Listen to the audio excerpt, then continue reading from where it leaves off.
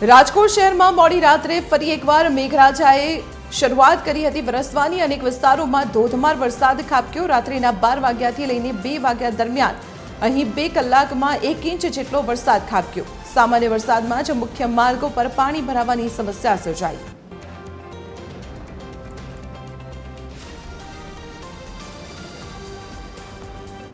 વિભાગે જે આગાહી કરી હતી કે સૌરાષ્ટ્ર અને દક્ષિણ ગુજરાતમાં મેઘરાજા મન મૂકીને વરસવાના છે।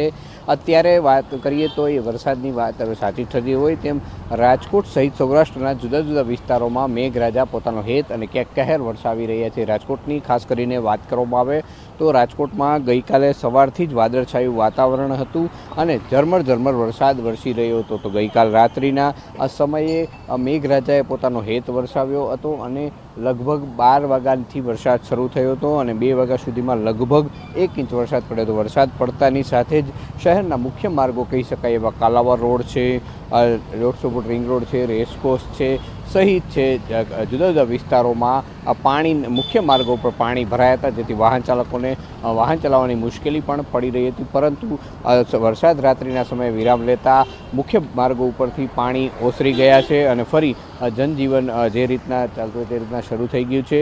અને ગઈકાલ રાતથી જ વરસાદે વિરામ લીધો છે। લોકો આજ સોમવાર છે ત્યારે મોટી સંખ્યામાં લોકો પોતાના કામ ધંધે અને નિશાળે જતા જોવા મળી રહ્યા છે। પરંતુ હજુ પણ વરસાદની જે રીતના આગાહી કરવામાં આવી રહી છે લોકોને પણ સતર્ક રહેવાની સૂચનાઓ આપવામાં આવી છે। ખાસ કરી વહીવટીતંત્ર પણ આની માટે સજ્જ છે અને તકેદારીના પગલાં તમામ લેવામાં આવી રહ્યા છે। કેમેરામેન રવિ ચાવડા સાથે રવિ મોટવાણી, TV 13 રાજકોટ।